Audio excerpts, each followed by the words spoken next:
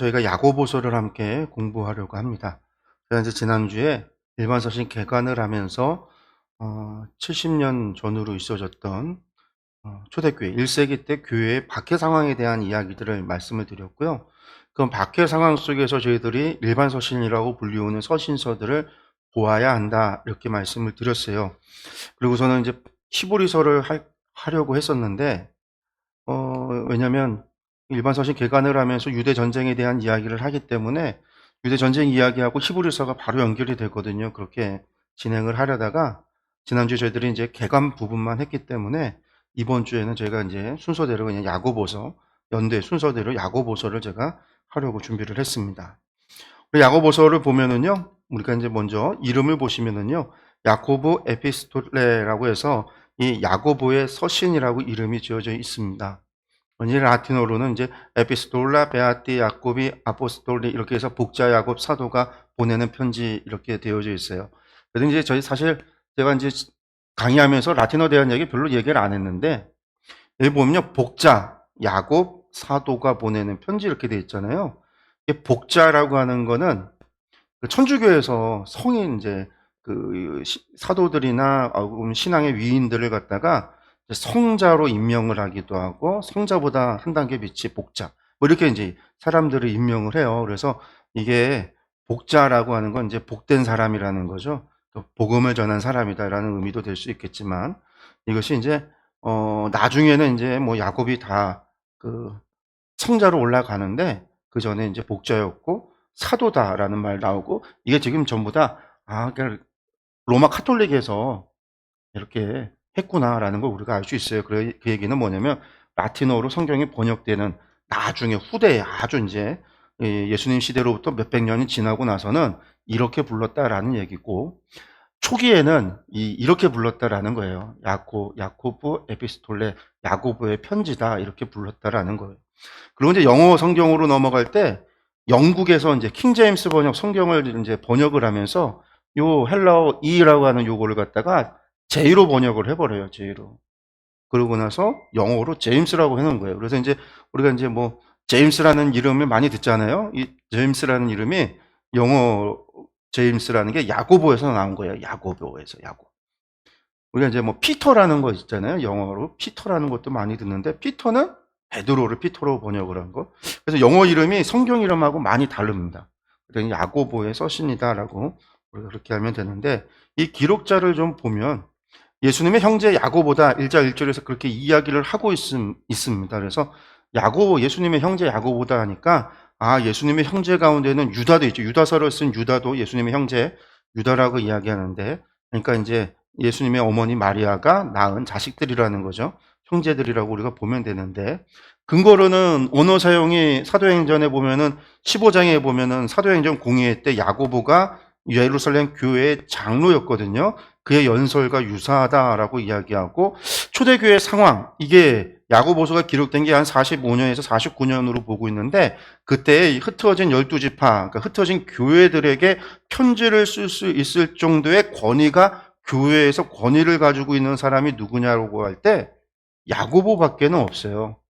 그러니까 예루살렘 공의회 그 회의를 주관하고 회의 마지막 최종 결정을 내렸던 야고보가 그 권한을 가지고 있었죠. 베드로보다도 권한이 더 높았어요. 그래서 베드로가 사마리아 선교를 하고 와서 보고를 하잖아요. 선교 보고를 야고보에게 하잖아요. 그만큼 당시 권한이 야고보의 형제, 예수님의 형제 야고보가 가장 적합하다. 그런데 초대 교부들의 글 속에도 이것이 예수님의 형제 야고보였다라고 증언을 하고 있습니다.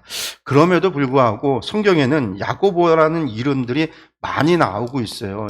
야고보의 이름들이 세베대의 아들 야고보, 그러니까 사도 요한의 형제였던 야고보도 있고 알페오의 아들 야고보도 있고 가룟 유다가 아닌 사도 유다의 아버지도 야고보고 마리아의 아들이면서 요셉의 형제도 야고보고 왜냐하면 이 야고보라고 하는 게 이름이 흔했기 때문입니다. 흔한 이름이었기 때문에. 성경에도 이만큼 많이 나오다 보니까 예수님의 형제라고 하는 게 같은 피를 나눈 형제다라는 의미도 되지만 교회의 형제다라고 이야기할 수도 있지 않겠는가? 뭐 그래서 이런 거를 주장하는 사람들도 있었어요. 그런데 뭐 세베대의 아들 야고보는 44년에 헤롯 아그리파 1세에 의해서 순교당해서 죽으니까 이 기록연대가 맞지 않고, 알페오의 아들 야고보 같은 경우도 뭐 이야기하고, 이게 이제 제롬이라고 하는 교부가 이렇게 주장을 했는데 다른 이제 사람들은 근거가 없다, 이거는 말이 안 된다, 이렇게 이야기를 해서 들어가고, 가룟 유다가 아닌 사도 유다의 아버지 야고보, 뭐 마리아의 아들 요셉의 형제 야고보 하지만 이 두 사람이 교회의 그런 권위를 가진 사람이 아니다, 그런 기록이 없다. 또 익명의 기독교인을 이야기하는데, 왜냐하면 야고보의 편지가 글이 수려해요. 헬라어를 구사하는데 이게 상당히 헬라어에 대한 지식을 가지고 있는 사람이 쓴 문장이에요. 우리도 글을 쓰다 보면 교육을 많이 받은 사람이 사용하는 언어 구사와 교육을 받지 못한 사람이 사용하는 언어가 다르잖아요. 같은 걸 표현하더라도 글을 쓸 때는 더 많은 티가 나죠. 그래서 이제 우리가 글만 봐도 이게 한마디로 초등학생이 글인지 고등학생의 글인지 우리가 글만 봐도 알 수 있는 것처럼, 이게 글을 통해서 볼 때 야고보서의 글이 잘 쓴 글이에요. 그러다 보니까 이게 예수님도 목수의 아들이었고 야고보도 목수의 아들이고, 당시 목수의 아들이고 갈릴리라고 한다면 교육받지 못했다라는 게 정설이거든요. 정설. 당시의 교육이라고 하는 것은 결국은 누군가 랍비의 문화로 가서 혹은 예루살렘에 있는 율법 학교에 들어가서 교육을 받는 것이 교육이에요. 그럼 교육받지 못했던 그들이 어떻게 이런 문체와 이런 문장을 사용할 수 있을까? 이런 이제 의심 때문에 이런 익명의 기독교인이 썼을 거다라는 주장도 있지만, 49년이라고 하는 그 전후를 해서 45년에서 49년에 야고보서가 기록되어졌을 때의 당시에 교회 안에서 12지파, 흩어진 12지파, 흩어진 이스라엘, 흩어진 이 교회에게 편지를 쓰고 그들에게 권위를 가질 수 있었던 사람은, 그리고 야고보서가 이야기하듯이 예수의 형제 야고보라고 불리우는 사람은 오직 한 명밖에 없다. 사도행전 15장에 나오는 장로 야고보라는 겁니다. 그래서 이것은 장로 야고보의 편지입니다. 이것이 가지고 있는 의미가 중요해요. 그게 뭐냐면, 바울 사도가 쓴 편지들은 바울이 개인적으로 자신이 개척했던 교회들에게, 자신의 제자에게 쓰는 편지들이었어요. 근데 1세기 때까지만 해도 사도 바울은 전체 교회 내에서의 권위라고 하는 게 존재하지 않은 사람이에요. 시리아 안디옥 교회에서 파송받았던 선교사일 뿐인 거예요. 그래서 그가 있었던 일들에 대해서 자기가 결정하지 못하죠. 그래서 예루살렘 교회에 가서 공의회에서 결정해달라고 요구하기도 하고, 선교한 것을 가져다가 예루살렘 교회에 가서 선교 보고를 하기도 하고, 그런 입장이 사도 바울의 입장이에요. 반면에 야고보는 그 모든 거에 대해서 결정할 수 있는 사람이 야고보였다라는 거예요. 예루살렘 교회 지도자였던. 그 실제로 야고보가 당시 예루살렘에서 기독교인, 그리스도인임에도 불구하고 그 박해가 있었던 그 시기에도 불구하고 예루살렘 성도 사람들에게 있어서 아주 칭송을 받던, 칭찬을 듣던 사람이었어요. 그래서 나중에 이제 이 야고보도 순교를 하는데 대제사장에 의해서 죽임을 당하는데, 야고보가 죽고 나서는 많은 사람들이 슬퍼했다라고 그래요. 그리스도인이 아닌 사람들까지도.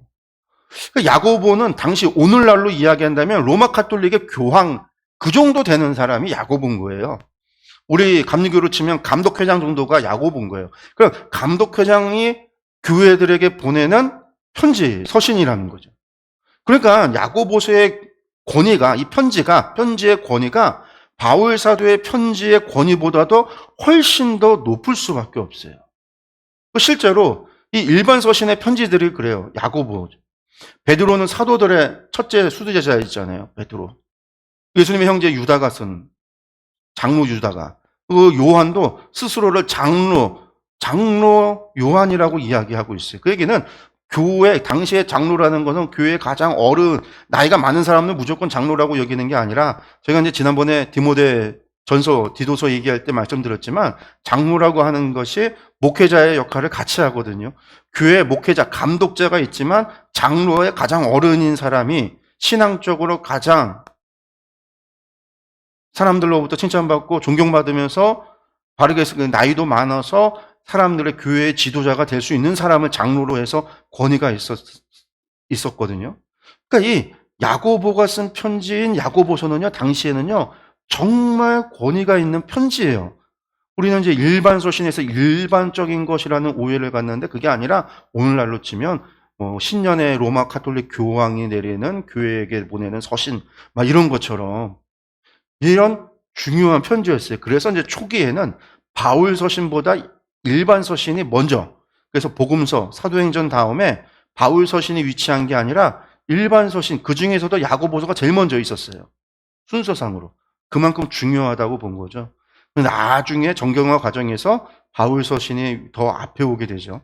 순서 배열이, 성경의 배열이 바뀌어지게 되는데 그 전에는, 초기에는 이 일반 서신이 그만큼 중요했다. 우리가 이제 그런 것을 다 생각을 해본다면, 이 야고보는 우리가 예루살렘 공의회 때 회의를 주재했었던 의장이었던 장로 야고보, 예수의 형제 야고보였다라고 우리가 생각을 할 수 있습니다.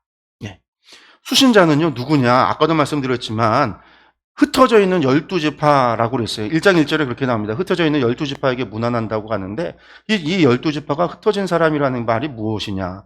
그리고 이제 그리스도를 믿는 믿음을 받는 무리라고 했습니다. 그러니까, 이야기는 예수님을 믿은 사람들이죠. 교회 성도들이라는 얘기인데, 이 교회 성도들을 흩어진 12지파라고 표현을 했다라는 거예요. 그러니까 이스라엘 백성이 흩어진 이스라엘 백성들을 얘기하는 게 아닌 거예요. 그러니까 이 흩어진 12지파라는 얘기는 교회의 성도들이 흩어졌는데 이것을 비유적으로 흩어진 12지파라고 표현을 한 거예요. 이 사람들이 왜 흩어졌는가가 야고보서를 우리가 이해하는 키예요. 왜 흩어졌는가? 흩어져서 어떤 일들을 겪고 있느냐? 이게 야고보서를 이해하는 키인데 이걸 이해하지 못하면 야고보서를 오해한다는 거죠. 이 사람들은 누구냐? 왜 앞에 설명을 했어요. 한때 예루살렘 교회 성도들이었다가 예루살렘 교회 성도들이에요. 이들이 흩어진 거예요. 레반트 밖으로. 레반트라고 하는 거는 제가 말씀드렸죠. 지중해 동쪽 연안에 있었던 지역을 레반트 지역이라고 그랬어요.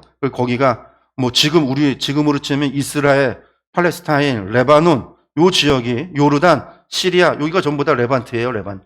그러니까 그거 바깥으로 나갔던 쉽게 말하면 예루살렘과 유대와 갈릴리 바깥으로 흩어진 예수 그리스도인들이다. 교회의 성도들이라고 생각을 하면 됩니다. 여기서 중요한 건 예루살렘 교회 성도들이었다가 그들이 흩어졌다.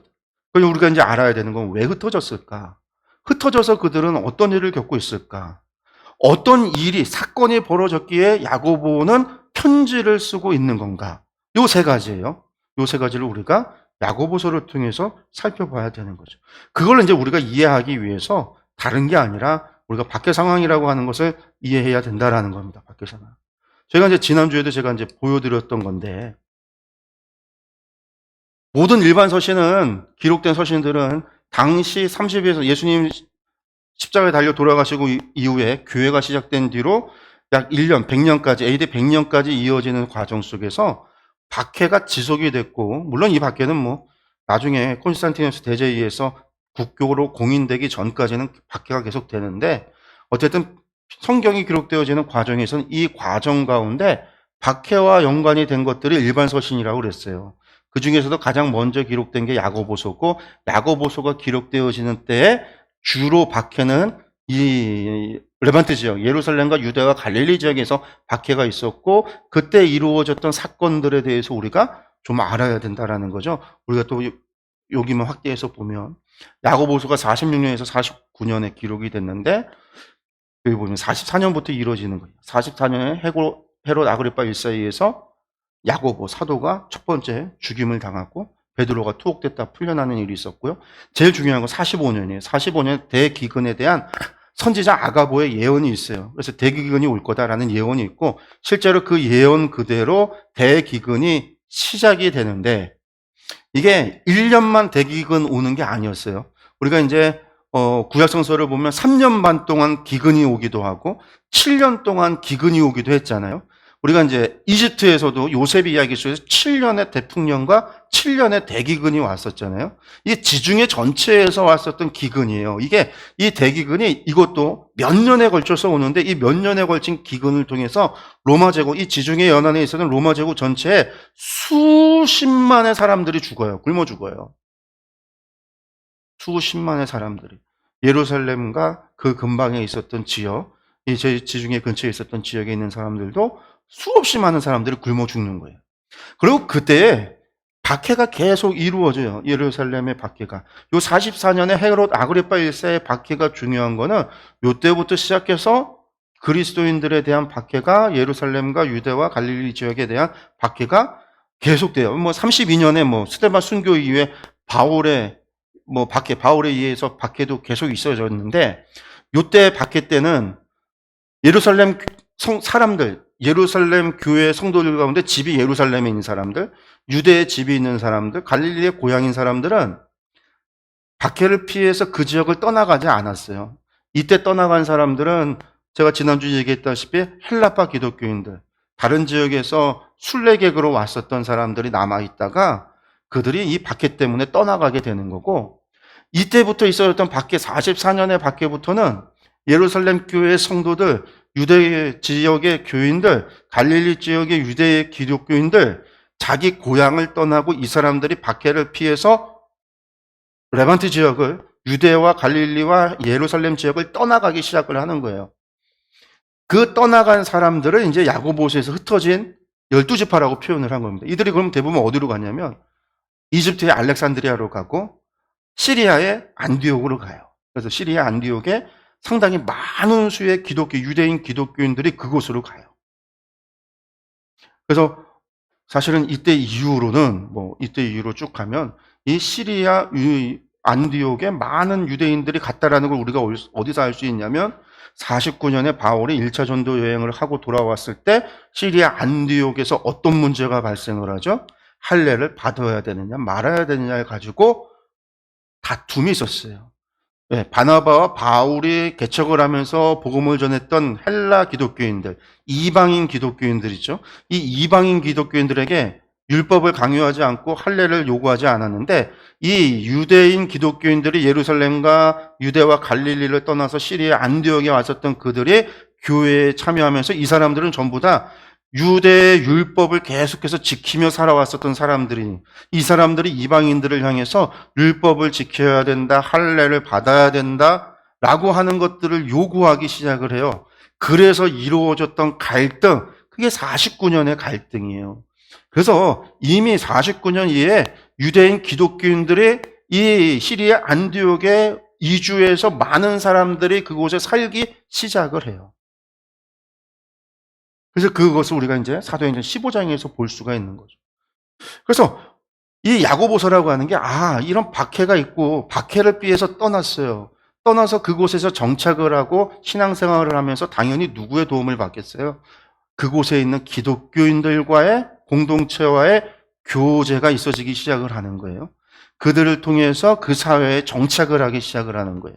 그런데 문제는 30년경에는 이 헬라인 기독교인들이 손님이었고 유대인 기독교인들이 그들을 대접을 했단 말이에요. 자기 집에 받아들여서 대접을 했단 말이에요. 근데 이제는 역전이 돼서 유대인 기독교인들이 나그네가 돼서 그 지역에 왔고, 그 지역의 이방인 기독교인들, 헬라인 기독교인, 헬라파 기독교인들이 그들을 영접을 해주고 그들을 받아들여야 되는 상황인데, 그런 상황에 뭐가 발생했다라는 거죠? 기근이 발생. 엄청난 대기근이. 다 죽으며 수십만 명의 사람들이 굶어 죽어가는.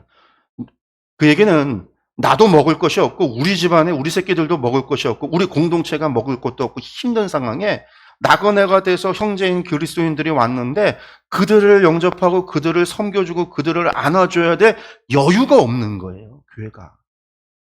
그러니까 갈등이 벌어지는 거죠. 이때에는요, 교회에 기근이 돼도 부자들은 먹을 게 있어요. 그러니까 부자들이 헌금을 많이 내는 거죠. 많은 식사를 대접을 하는 거죠. 그러니까 어떤 일들이 벌어져요. 교회 안에 부자들을 어서 오시라고 좋은 자리에 앉히기 시작을 해요. 돈 없는 사람, 특히 나그네 된 사람, 과부들과 고아들을 어떻게 해요? 저 문 밖에 세워놓는 일들이 벌어지기 시작을 해요. 야고보서에 특별히 내 발밑에라는 얘기가 표현이 나오는데, 이따 말씀 보겠죠. 발밑에라는 표현이 나오는데 그건 뭐냐면, 제가 말씀드렸죠. 당시에는 교회가 실제로는 이런 교회가 아니고 회당에서 가서 예배를 드리고 그리스도인들만의 모임은 식사 자리에서 이루어졌어요. 식사를 통해서 예배가 이루어졌는데, 식사를 주관할 수 있는 사람은 돈 있는 사람밖에 없어요, 대기근에. 그러니까 그 사람들은 주인의 자리에 상석에 앉는 거고, 그리고 돈 없는 사람은요 발밑에 앉으라는 거예요.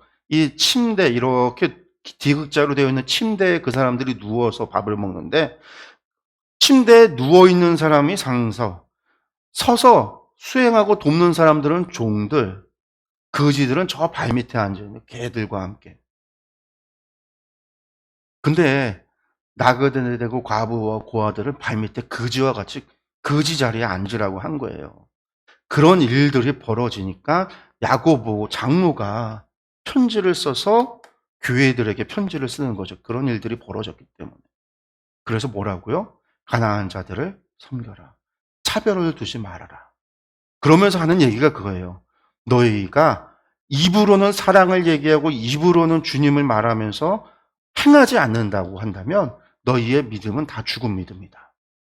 이런 상황에서 그러한 섬김을 이야기했던 게 야고보였고, 그거 하지 않으면 너희의 믿음은 죽은 믿음, 거짓된 위선에 불과하다라고 표현을 한 게 야고보서의 이야기예요. 그러니까 이런 배경을 우리가 알지 못하고 야고보서를 보면 루터 같은 경우가 그거죠. 루터가 전혀 이런 배경을 알지 못했어요. 그래서 야고보서의 문장에 그냥 행함이 없는 믿음은 죽은 믿음이다, 행함을 강조한다고 하니까 이것은 바울 사도의 로마 복음에 있는 그 칭의와 그런 믿음으로 구원을 받는다라는 믿음의 신앙과 정반대되는 옛것으로 본 거예요. 율법을 이야기하고 행함을 이야기하니까. 그래서 이제 야고보서를 지푸라기의 복음이라고 하면서 읽을 가치도 없고, 뭐라고 얘기하냐면 할 수만 있다면 정경에서, 성경에서 빼버리고 싶다라는 말까지 했어요. 전적인 오해로 말미암은 것이죠. 그래서 이제 배경으로 돌아가서 배경을 좀 보면은요. 배경을 보면 유대 박해 피해서 히브리파 기독교인들, 이게 이제 히브리파 기독교인들이 예루살렘과 유대와 갈릴리 기독교인들이에요. 이들이 이제 유대교회, 유대인들의 박해를 피해서 이들이 큰 고통과 이들의 큰 고통과 이들을 받아주었던 헬라파 기독교인들에게 큰 부담이 되는 시기였다. 기근이라고 하는 걸 통해서. 그래서 이제 사랑이 식어지고 말과 행동이 거칠어져 성도의 교제가 단절이 되는 현상이 나타나기 시작을 했고, 예루살렘 초대교회의 모습과는 달리, 왜 초대교회는 모습이 자기 것을 소유를 팔아서 다 함께 나눴잖아요. 근데 지금은 그런 일들이 벌어지지 않은 거예요. 그러니까 이제 서로 비방하고 판단하며 가난한 자들을 차별하고 있었던 일들, 아까 말씀드렸던 대기근이라고 하는 그거, 박해를 피해서 떠나갔는데 대기근이라고 하는 상황 속에서 그들을 영접해야 했던 이방인 기독교인들, 이방 지역의 기독교인들, 그들 간에 갈등이 벌어져 있었다라는 겁니다. 그것이 우리가 야고보서를 읽어가 나갈 때 중요한 포인트입니다. 기록 연대는요 46년에서 49년입니다.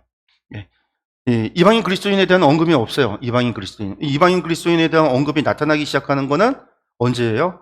48년에 바울 사도가 1차 전도 여행을 갔다 오고 나서부터입니다. 그리고 이제 46년, 47년부터 이제 시리아 안디옥에서 이방인 그리스도인들이 생성이 되기 시작하는데, 그 전에 이제 일단 유대인 그리스도인들 간의 관계, 히브리파 기독교인과 헬라파 기독교인이라고 하는 유대인 그리스도인들 간의 관계에 대한 언급이 겨우 이제 주를 이루죠. 예수님의 가르침이 많으나 복음서와 언어적인 불일치가 있는 것을 봐서 복음서보다 앞섰다라고 이야기를 합니다. 그러니까 복음서가 대부분 좀 후대에 60년, 예루살렘 멸망이라고 하는 70년을 경우로 해서 복음서가 기록이 되기 때문에 이거는 그거보다 훨씬 더 이전에 기록이 됐다라는 거예요. 야고보서가. 그렇게 본다면 모든 신약 성서 가운데 가장 먼저 기록된 게 야고보서라고 우리가 46년에서 49년이니까 그렇게 생각할 수도 있겠죠. 바울 서신 가운데 갈라디아서 같은 경우도 49년에 쓰여지는데 우리가 이제 이 야고보서가 먼저 쓰여졌다.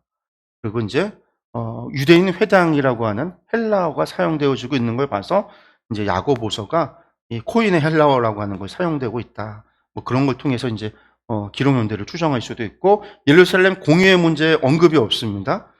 그래서 이런 것들 봐서 49년 이전에 기록이 되어졌다. 대기근이라고 하는 그 시기에 기록이 됐다라는 것을 볼 수 있습니다.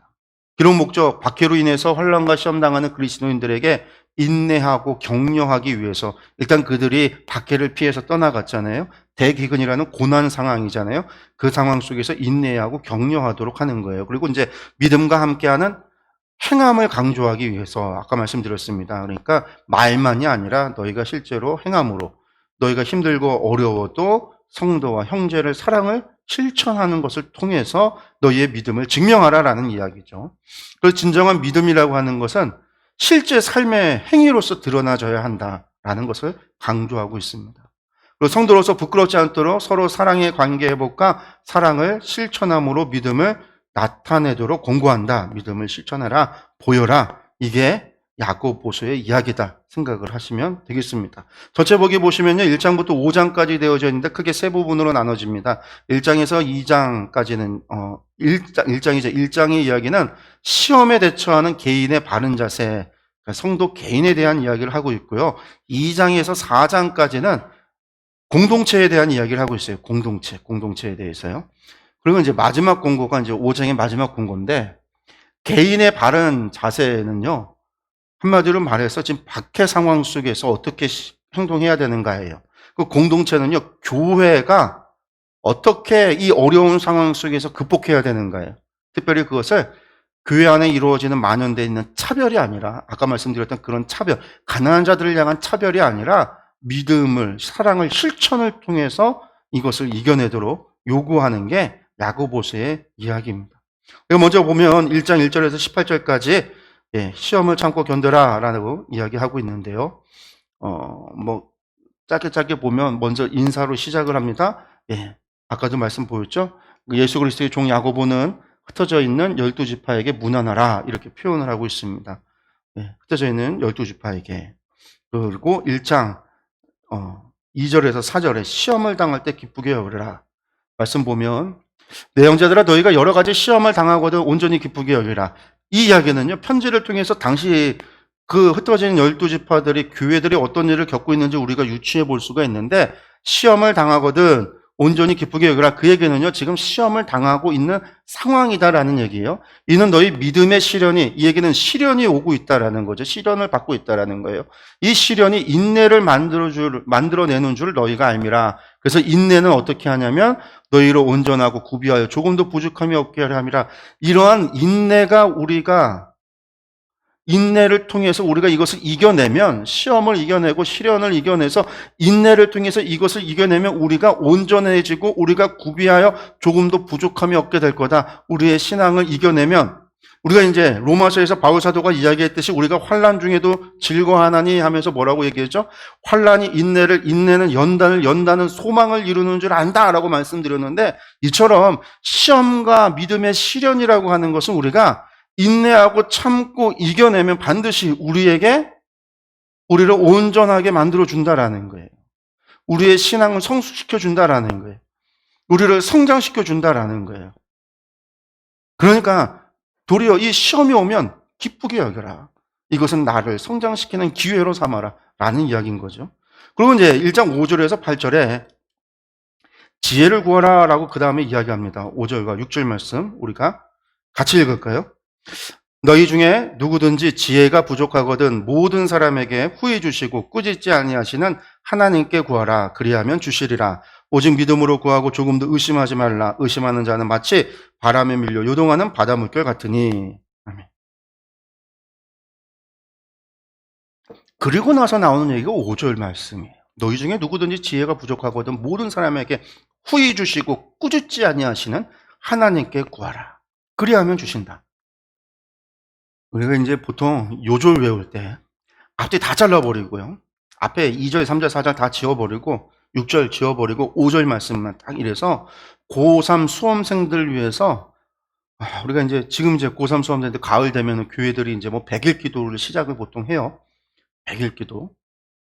막 교회 어떤 교회들은 자석마다 이 말씀 딱 해서 붙여놓고 그러면서 지혜가 부족하거든 후히 주신 하나님, 우리 자녀에게 지혜를 주셔서 시험 잘 봐서 서울대 가게 해주세요. 근데 이게 지금 고3 수험생들 서울대 가라고 공부 못하는 애들 공부 잘하게 해달라고 하는 지혜가 아니에요.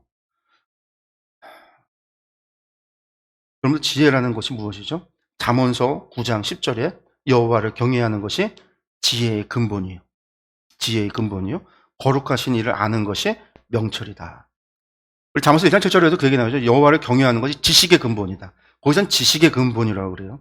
그리고 이제 잠언서 9장에서는 지혜의 근본이 여호와를 경외하는 거예요. 지혜와 지식이 뭐죠? 수학 문제를 푸는데 그 수학 문제를 푸는 공식은 지식이에요. 그래서 내가 지식을 알면 공식을 아는 거고요. 지혜는 능력이에요. 내가 그것을 풀 수 있는 능력, 해결할 수 있는 능력이 지혜인 거죠. 공식이 됐든 방법이 됐든 능력이 됐든 그 모든 것이 여호와를 경외하는 것에서 나와요. 그러면 다른 말로 지금 2절에서 4절까지의 이야기가 뭐였죠? 시험이 나오고 있고요. 믿음의 시련이 오고 있는 상황 속에서 그 믿음의 시련과 시험과 환난과 고난 가운데 지혜가 부족하거든. 지혜의 근본은 성경은 처음부터 끝까지 여호와를 경외하는 게 지혜예요. 공부 잘하는 머리가 똑똑하는 게 지혜가 아니라 여호와를 경외하는 것을 아는 것, 여호와를 경외하는 법을 아는 것, 여호와를 경외할 줄 아는 것, 여호와를 경외하는 게 지혜란 말이에요. 여호와를 경외하는 게 부족하거든. 다른 말로 이야기해서 풀어서 환난과 시험과 시련 속에서 여호와를 경외하는 것이 부족하면 모든 사람에게 후히 주고 꾸짖지 않은 하나님 앞에 구하라. 여호와를 경외할 수 있도록 하나님, 이 믿음의 시련 속에서 제가 여전히 신앙을 지키고 하나님을 경외할 수 있도록 구하라. 환난과 시험과 고난 속에서 하나님을 경외할 수 있도록 세상과 타협하지 않고 대기근의 상황 속에서 하나님을 경외할 수 있도록 구하라. 그러면 하나님이 주신다. 라는 이야기예요. 시험 공부 잘하려면 공부를 하면 되는 거고. 그러니까 다른 말로 얘기해서 고3 수험생이라 할지라도 교회냐 학원이냐, 교 예배를 드려야 되는 예배냐 학원이냐라고 하는 거에 있어서 여호와를 경외할 줄 알도록 걱정과 근심을 넘어서서 내가 고3이라고 해도 하나님 예배 드리는데 최선을 다할 수 있도록. 그런데 이게 여호와께 지혜를 구하는 거예요. 2절에서 4절의 그 상황 속에서 지혜, 여호와를 경외하는 것을 구하고 있는 거예요. 그걸 구하라라는 거예요. 성경의 지혜는 다른 게 아니에요. 그러면 세상 또 머리 똑똑해서 하나님 안 믿고 세상 살다가 결국 죽어서 지옥 가면 그게 지혜로운 삶이 아닌 거죠. 그게 지혜가 아니란 말이에요. 아무리 바보고 아무리 멍청하더라도 하나님을 섬길 줄 알아서 하나님을 경외한다면 그가 죽어 천국에 가면 그가 지혜로운 사람인 거예요. 이 땅에서 지혜로운 삶을 산 거죠. 성경은 지혜는 여호와를 경외하는 것이라고 가르쳐요. 환난과 핍박과 박해와 기근이라고 하는 대기근이라고 하는 그런 상황 속에서 여호와 하나님을 경외하는 법을 구하라라는 얘기예요. 야고보서의 이야기가. 그 다음에 두 번째, 그 다음에 이야기는요. 지혜를 구하라 한 다음에 부를 향한 자세에 대해서 이야기합니다. 지금 사실은 이 교회들이 가지고 있는 게 지금 전부 부에 대한 문제예요. 재물에 대한 문제 때문에 이 일이 벌어졌어요. 대기근이라는 상황 속에서 배고프고 굶고 있고 굶어 죽어가는 이런 상황 속에서 주어졌기 때문에 개인들에게 부에 대해서 얘기해요. 낮은 형제는 자기의 높음을 자랑하고 부한 자는 자기의 낮아짐을 자랑할지니 이는 그가 풀의 꽃과 같이 지나갑니다. 풀의 꽃은 그냥 계절만 지나면 시간만 지나면 금방 사라져 없어지듯이 우리의 부한 것이 그렇게 간다라는 거죠. 해가 돋고 뜨거운 바람만 불면 풀은 말라버리고 꽃은 떨어져 그 모양의 아름다움이 없어지나니 부한 자도 그 행한 일에 이와 같이 쇠잔한다. 야고보서의 얘기는요, 부한 자 지옥 간다 그런 얘기는 아니에요. 부라고 하는 것이 한순간이고 일순간이고 결코 영원하지 않다라는 거예요. 그러니까 부한 걸로 자랑하지 말라라는 거죠. 앞서에서는요, 여호와 경외하는 지혜를 구하라고 했어요. 그리고 나서는 부를 향해선 유한하다라고 이야기하고 있어요. 그러니까 부를 자랑하지 말고 영원함에 대해서 이야기하라는 거예요. 가난한 자는요, 자기 높음을 자랑하라고 했는데 가난한 자가 자신의 낮음을 비관하지 말라는 얘기예요. 여러분들, 낮은 형제는 형제가 낮다라고 할 때 가난하면 다 천국 가는 게 아니잖아요. 여호와를 경외할 줄 알아야 천국 가는 거지. 여호와를 경외할 때 하나님이 우리를 높여주시는 것이지. 그래서 빈부에 대해서 부자는 다 지옥 가고 가난한 사람은 다 천국 가느냐? 그게 아니에요. 여호와를 경외할 때만이 가능한 거예요. 그러면서 마지막 결론, 욕심에 오는 시험에 속지 말라고 이야기합니다. 예. 시험을 참는 자는 복이 있나니 이는 시련을 견디어낸 자가 주께서 자기를 사랑하는 자들에게 약속하신 생명의 면류관을 얻을 것이기 때문이다. 시험을 찾는 자가 생명의 면류관을 얻는다라는 거예요. 시험을 찾는 자가 복이 있다. 시험을 찾는 자가 뭘로요? 인내가 어디서 온다라는 거예요. 여호와를 경외함으로 인내하는 겁니다. 여호와 경외 없는 인내는 아무 쓸모가 없는 거예요. 여호와를 경외하고 믿음으로 그 시험을 찾는 자에게는 면류관이 주어진다라는 거예요. 사람이 시험을 받을 때 내가 하나님께 시험 받는다 하지 말라. 하나님은 악에게 시험 받지도 아니하시고 친히 아무도 시험하지 않는다. 너희들이 시험 받으면서 너희가 하나님이 나를 시험하셨다. 하나님이 나를 들고 흔드신다. 하나님께서 나를 갖다가 까부신다. 그런 얘기하지 말라는 얘기예요. 우리가 근데 교회 안에서 그런 얘기 너무 많이 해요. 막 하나님이 나를 치셨다. 근데 하나님이 한번 치시면은요, 나라가 멸망하는 거예요. 하나님께서 느부갓네살 왕을 한번 치니까 7년 동안 짐승이 돼서 저 들밭을 돌아다녔어요. 어디서 잠깐 몸 다친 것 가지고 하나님 치셨다. 그렇게 얘기하지 말라는 거예요. 그러면서 많은 말이 시험이라는 것은요, 자기 욕심에 끌려서 미혹돼서 받는 거다. 욕심이 잉태한 즉 죄를 낳고 죄가 자라서 사망을 한다. 그러니까 시험은 내가 만들어낸다라는 거예요. 내가 욕심으로. 내가 욕심 안 부리고 내가 그냥 하나님 믿고 하나님 말씀대로 살아가고 하나님 경외하고 살아가면 세상 그 어떤 것도 시험이 되지 않는다라는 거예요. 어떤 시험이 와도 나는 그것을 도리어 기뻐서 내 시험이 아닌 거죠. 내 믿음을 성장시키는 기쁨의 순간이에요. 훈련의 상황인 것이지. 근데 이것이 내가 하나님에 대한 경외를 잃어버리고 내 욕심과 내 욕망에 따라서 이 문제를 받아들이기 시작을 하면 이건 전부 다 나를 시험하는 시험이 된다라는 거예요.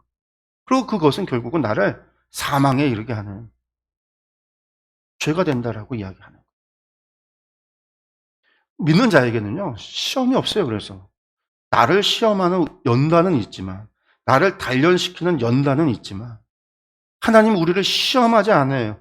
세상에서 내가 시험 당하는 거지. 욕심 때문에 하나님을 버리고 나니까 내가 시험 당하는 거지. 하나님 말씀을 버리니까 내가 시험을 당하는 것이지. 하나님께로 있어서는 아니라는 거예요. 그러니까 욕심 결국은 내가 만드는 것이다라는 거죠. 그 다음에 이제 두 번째 1장 19절에서 27절에 그러면서 듣고 행하라라는 말을 하고 있습니다. 세 가지 이야기를 하는데 첫 번째는요, 말씀을 온유함으로 먼저 받아라. 이거는 이제 야고보가 이야기하는 말을 너희가 온유함으로 좀 받아라. 내 말을 경청하라 라는 얘기예요. 그러면서 말씀을 듣고 행하라. 참된 경건은 행함에서 경건을 행하라. 행함에서 온다 이야기하고 있습니다. 먼저 말씀을 온유함으로 받으라고 이야기합니다. 내 사랑하는 형제들아 너희가 알지니 사람마다 듣기는 속히 하고 말하기는 더디하며 성내기도 더디하라. 듣기는 속히 듣고 빨리 듣고 잘 듣고 말하기는 더디하고 성내기는 더 더디해라. 왜? 사람이 성내는 것이 하나님의 의를 이루지 못하기 때문이다. 여기 맞아요. 여기서 나오죠. 사람이 성내는 것이 하나님의 의를 이루지 못하기. 여기서 성낸다라는 건 뭐에 대한 이야기일까요? 거룩한 분노를 얘기하는 건 아니에요. 제가 지난 시간에 주일날 오후 예배 때 거룩한 분노도 하나님께서 우리에게 주신 선물이라고 그랬어요. 주를 위해서 행하는 분노는 하나님 기뻐하시지만 나를 위해서 행하는 분노, 나를 향한 나의 욕심으로 이루어진 성냄은 아니라고 그랬잖아요. 이건 이제 그거에 대한 이야기예요. 사람이 성내는 것. 그러면 모든 더러운 것과 넘치는 악을 내버리고 너희 영혼을 능히 구원할 마음에 심어진 말씀을 온유함으로 받으라라고 이야기합니다. 근데 온유함으로 받는 게 뭘까요? 우리가 온유함하면 어떤 이미지가 있죠? 온유함하면 KFC 할아버지 그런 이미지가 온유함 같잖아요. 이 온유함이라고 하는 게 헬라어로 프라우테스라고 하는데요. 말 뜻이 겸손이에요. 겸손. 말씀을 겸손함으로 받으라는 거예요. 겸손함. 근데 말씀을 안 받으면요 아무 소용이 없어요. 아무 소용이 없어요. 영적으로 교만한 사람들은 말씀을 안 받죠. 그 얘기는 뭐냐면 늘 그런 사람들이 있어요. 자기는 직통계시 받는 사람이다. 이러기 시작을 하면은요, 말씀 안 받아요. 영적인 교만함이.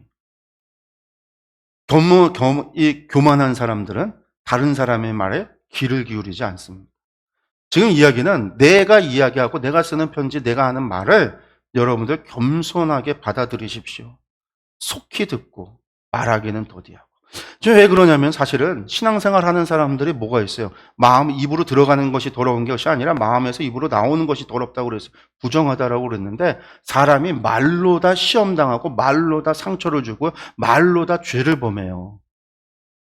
공동체를 깨트리는 거는요, 말을 통해서 이루어지는 거예요. 말하지 않으면 지나갈 것이 말을 함으로요. 어떤 사람은 나는 옳은 말을 한다라고 이야기하면서 성내요. 여러분들 옳은 말이 다 옳은 게 아닌 경우가 있어요. 옳은 말이 상황과 환경과 대상에 따라서 옳지 않은 경우도 있어요. 내가 옳다라고 생각하는 것이 절대적이지 않을 수도 있어요. 그렇기 때문에 우리가 말하는 것을 조심해야 되는 거죠.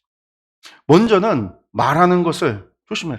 지금 이 교회 가운데에서 사람들을 차별하고 이야기하는 것이 전부 다 어떻게 해서 벌어지기 때문에 말로써 이루어지고 있는 문제거든요. 교회들마다. 가난한 자들에게 상처를 주는 것들이, 무한자를 대접하는 것들이 말로써 표현되어지는 것. 그래서 지금 이제 그런 상황에서 야, 너희가 좀 그렇게 하고 내 말을 온유함, 겸손함으로 받아라라고 이야기합니다. 그러면서 하는 말이에요. 그러면서 뭐에 대해서 얘기하냐? 말씀을 듣고 행하라. 1장 22절, 25절 말씀 읽겠습니다. 너희는 말씀을 행하는 자가 되고 듣기만 하여 자신을 속이는 자가 되지 말라. 자유롭게 하는 온전한 율법을 들여다보고 있는 자는 듣고 잊어버리는 자가 아니요 실천하는 자니 이 사람은 행하는 일에 복을 받으리라. 내가 전하는 말, 이 편지를 겸손함으로 들어라 라고 하면서 하는 얘기가 말씀을 행하는 자가 되라. 듣기만 하는 사람 하지 마라. 듣기만 하는 것은 자신을 속이는 거다. 듣기만 하는 건 자기를 속이는 거예요. 난 잘 들으니까, 나는 예배에 잘 참석하니까 내가 신앙이 좋은 것 같다라고 하는 나를 속이는 일들이 벌어집니다. 예배에 얼마나 많이 참석하고 있느냐가 중요한 게 아니에요. 주의 말씀에 내가 얼마나 순종하며 살아가느냐가 중요한 거지. 그래서 예수님께서도 열매를 통해 그 나무를 안다라고 그랬어요. 열매가 없는 나무는요, 찍어버려, 태워버리라고 하셨어요. 쓸모없는 나무를. 말씀을 행하는 자가 듣기만 하여 자신을 속이는 자가 되지 말라. 그러면서요, 자유롭게 하는 온전한 율법. 근데 율법은 우리는 바울 사도의 편지를 통해서 어떻게 알고 있어요? 우리의 멍에다. 이렇게 알았어요. 자유를 주는 것은요, 주의 복음이다라고 생각을 했어요. 믿음으로 말미암아 구원을 이룬다라고 하는 주의 복음이 우리를 자유롭게 한다라고 했는데 야고보는 뭐라고 얘기해요? 자유롭게 하는 온전한 율법 얘기해요. 그러니까 우리를 자유롭게 하는 온전한 율법이라는 것은 우리에게 멍에를 주는 율법과는 다른 거죠. 그러니까 율법을 우리가 하나님의 말씀을 가운데 우리를 자유롭게 하는 온전한 율법이 있다라는 얘기. 그럼 뭐 이 이야기가 근데 마치 구약의 율법에서 버릴 것도 있고 우리가 취해야 될 것이 있고 나눠야 되는 것이 있다라는 얘기가 아니에요. 예수 그리스도께서 완전하게 하신 율법은 자유롭다라는 거예요. 우리를 자유롭게 하는 완전한 율법이요, 온전한 율법이라는 거예요. 그게 이제 사실 사도들이 계속해서 증언하는 일들이에요. 하나님을 사랑하고 내 이웃을 내 몸과 같이 사랑하라는 거. 그래서 이것은 결국은 뭐예요? 잊어버리는 자, 듣고 들여다보고 있는 자는 듣고 잊어버리는 자가 아니라 실천해야 되는 거예요. 율법의 완성이 하나님 사랑과 이웃 사랑이라는 게 우리가 듣고만 있는 게 아니라 하나님 사랑을 실천해야 되는 거고 이웃 사랑을 실천해야 되는 거고 그것을 실제로 실천 행하는 사람들이 복을 받는다라고 말하고 있는 거죠. 여기 한번 그림 보면요. 제가 벤다이 그림을 그렸어요. 그러니까 행위와 믿음에 대해서 자꾸만 착각을 하는 것이 있는데요. 그림을 이걸 보면 이렇게 구분할 수 있어요. 믿음이라고 하는 것은요, 행위에 포함이 되어 있어요. 이 얘기는 뭐냐면 내가 믿는 건 반드시 행한다라는 거예요. 근데 우리가 행하는 것 중에는 안 믿는 것도 있어요. 우리가 믿지 않으면서도 행동하는 경우가 있어요. 근데 내가 정말 믿는 거는요, 반드시 행동해요.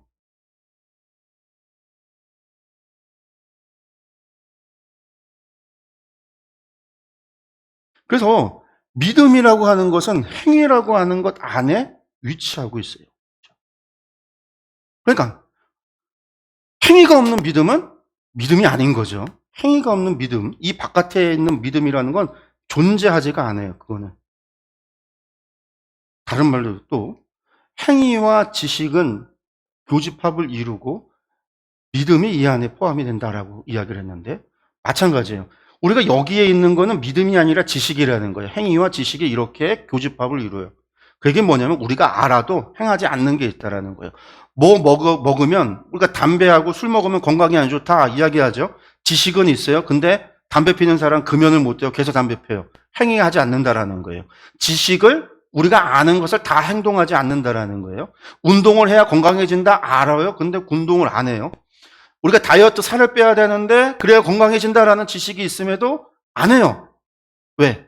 지식과 행동은 아는 것을 하기도 하지만 알지만 하지 않는 것도 있다라는 거예요. 이렇게 나눠져요. 그런데 믿음은 어디에 위치하냐면 믿음은 요 행위와 지식의 교집합 안에 믿음이 있어요. 그러니까 믿음은 내가 아는 것을 믿을 수가 있지 내가 모르는 걸 믿는 게 아니에요. 모르는 건 믿을 수가 없어요. 아는 것을 믿는 거고 그럼 그것은 반드시 행하게 되어져 있는 거예요. 그러니까 우리가 모르고 믿을 수 있다. 거짓말이에요. 행하지 않으면서 나는 믿는다. 거짓말인 거예요. 야고보서의 이야기는 믿음이라고 하는 것이 여기에 위치하고 여기에 위치한다라고 이야기하고 있어요. 야고보의 이야기.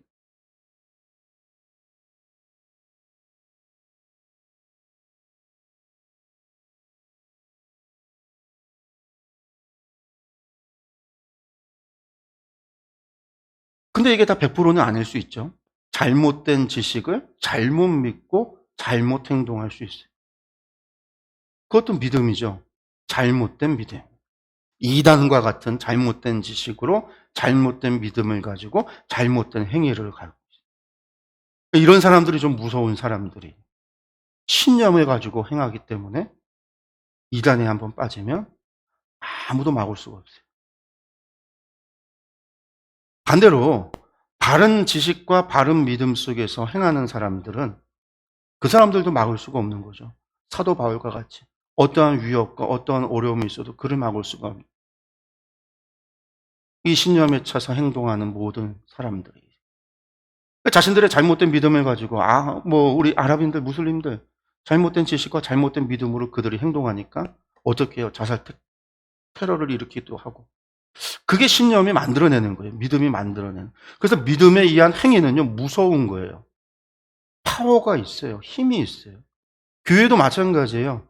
그래서 교회가 온전한 믿음에서 행해지는 모든 일들은 힘이 있어요. 근데 오늘날 교회가 힘을 잃는다라는 이야기는 믿음의 행위가 안 이어지고 있다는 거예요. 믿음이 사라지고 있기 때문에 그래요. 행위가 이 바깥에서 이루어지는 행위이기 때문에 그래요. 제대로 안 믿고 온전히 믿지 못하고 잘못 알고 있고 잘못 믿고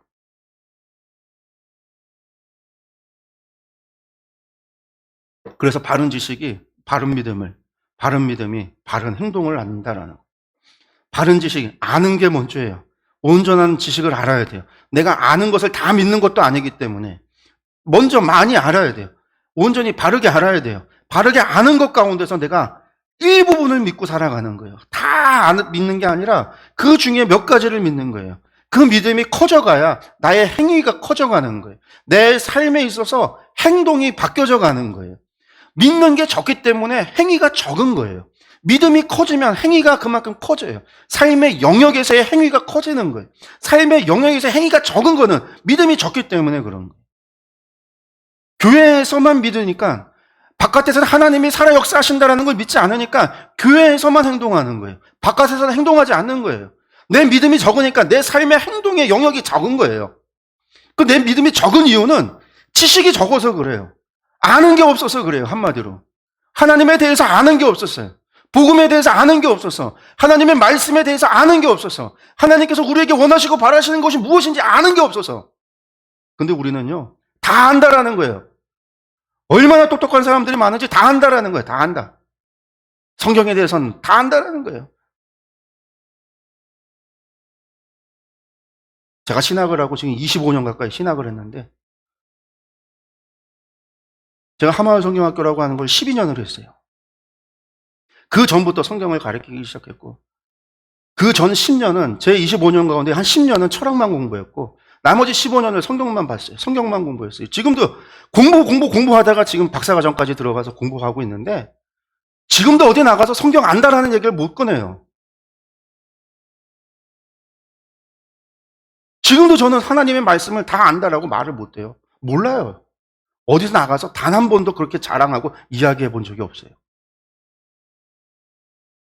그래서 지금도 성경을 봐요. 조금 더 하려고 개역개정 성경도 보다가 다른 번역본 성경도 보다가 원어로도 성경을 보다가 성경에 관해서 기록된 책들도 자료들도 찾아가면서 보다가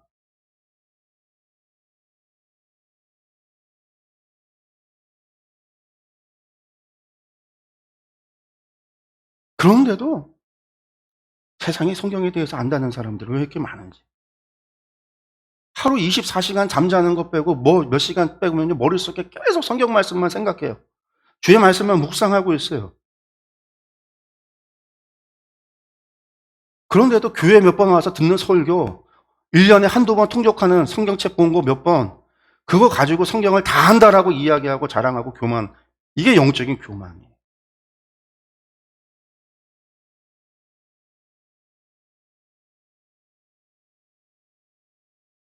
우리의 믿음이 크려면 지식의 파이를 키워야 됩니다. 지식의 파이를 키우고, 그래서 우리의 믿음을 키워야 해요. 우리의 행위가 우리의 삶의 자리에서 다 하나님의 말씀을 행동할 수 있도록 키워나가야 돼요. 이게 하나님께서 원하시는, 결국은 이것이 일치하도록 믿음대로 살아가는 것, 우리의 믿음과 행위가 일치하도록, 이게 우리의 믿음의 성장이에요. 이게 웨슬리가 말하는 성화의 완전이에요. 예수님께서 말씀하는 장성한 분량에 이르는 거예요. 우리의 말과 언어와 행동이 믿음 안에서 이루어지는.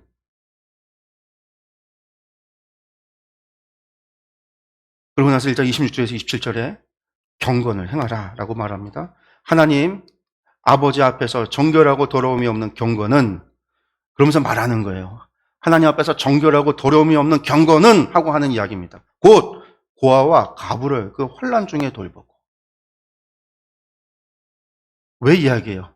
고아와 가부를 지금 이 환난 중에, 이 대기 기간 중에 돌보고 있지 않으니까요. 차별하고 있다니까요. 그래서 경건이 뭐다? 고아와 가부를 그 환난 중에 돌보고 또 자기를 지켜 새 속에 물들지 아니하는 그것이라.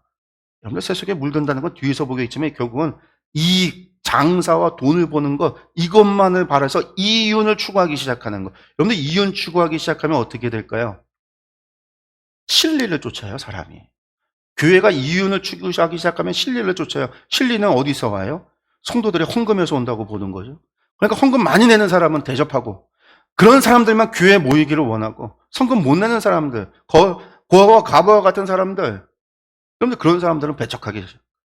교회가 리를 추구하기 시작하기 때문에 그렇게 되는 거예요. 이게 새 속에 물드는 거예요. 이거 야고보서 뒤에 이제 또 나옵니다. 공동체에서 이야기할 때 다시 한번 그것에 대해서 이야기를 해요. 근데 개인에게 하는 이야기, 니들이 말하는 경건 다른 게 아니라는 거죠. 여러분들 경건이라고 하는 게 지금 성경에서 말하는 경건이 지금 어디 가서 아침, 점심, 저녁마다 기도하고 하루에 일주일에 금식을 정해놓고 금식을 기도하고 그렇게 얘기하고 있지 않아요. 경건이 어디서 온다고요? 고아 하부를 환난 중에 돌보는 게 경건이라는 거예요.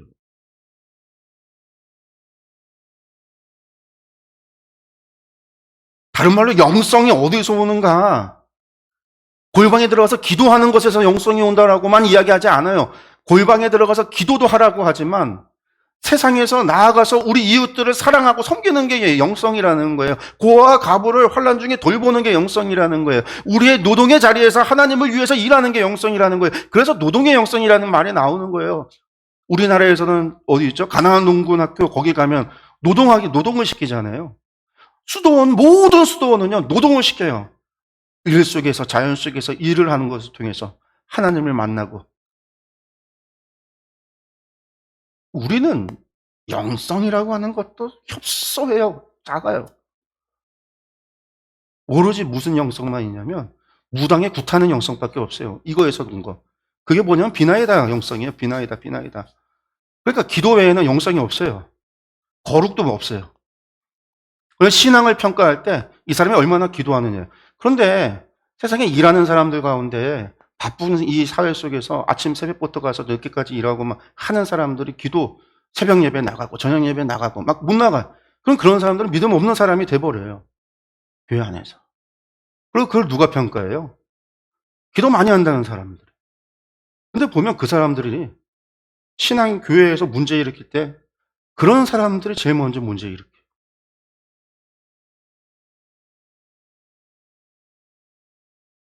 그런데 하나님은 그렇게, 성경은 그렇게만 얘기하지 않는다. 하지 말라는 얘기가 아니라 그런 영성도 있고 노동의 영성도 있어요. 주의 말씀을 묵상하고 깊이 읽어나가는, 연구하고 공부하는 영성도 있어요. 그래서 수도자들은 주의 말씀을 열심히 봤어요. 내가 하나님 앞에 기도하는 시간보다 하나님의 말씀을 보는 시간을 더 많이 가졌어요. 세상에 복된 사람은요, 기도하는 사람이 복되다라고 하지 않았어요. 주의 말씀을 주야로 묵상하는 사람이 복되다고 그랬지. 기도하지 말라라는 얘기가 아니라 우리의 영성의 스펙트럼을 넓혀야 돼요. 그래야지 내 삶에서 내가 영성을 가꾸고 경건의 삶을 살아갈 수가 있는 거예요. 골방에서 기도하는 시간만이 영성이라고 생각하니까 내가 일하는 시간 속에서 영성을 못 찾는 거예요. 경건을 못 찾는 거예요. 그런데 그 시간 속에서 하나님을 만나는 경건의 생활을 하고 나의 영성을 성장시켜야 되는 그런 일들을 행하려면 이 시간만이 아니라 내 삶의 자리에서 하나님을 만나는 시간, 나의 경건의 시간, 나의 신앙을 성숙시키는 시간, 하나님을 바라보는 시간, 이것들을 늘려나갈 수 있어야 돼요. 그러려면 우리의 스펙트럼이 넓어져야 된다는 거예요. 골방에서만이 아니라 시장 통해서도, 일하는 중에서라도, 내가 밭을 매는 중에서라도, 내가 농사 일을 하는 중에서도, 내가 막노동하는 자리에서도 그곳에서 하나님을 생각하고 바라보는 게 영성. 그것이 기도고, 그것이 하나님을 예배하는 거고, 그것이 경건이고, 우리가 이것을 깨달아야지만 우리의 신앙이 협소해지지 않고 장소와 시간에 구애받지 않고 24시간 어디서나 하나님과 함께 할 수 있는 겁니다.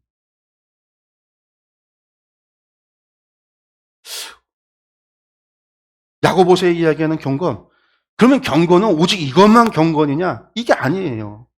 야고보가 편지를 쓰고 있는 그 상황에 교회의 성도들에게 맞는 메시지를 주고 있는 거지. 그래서 그들에게 부족한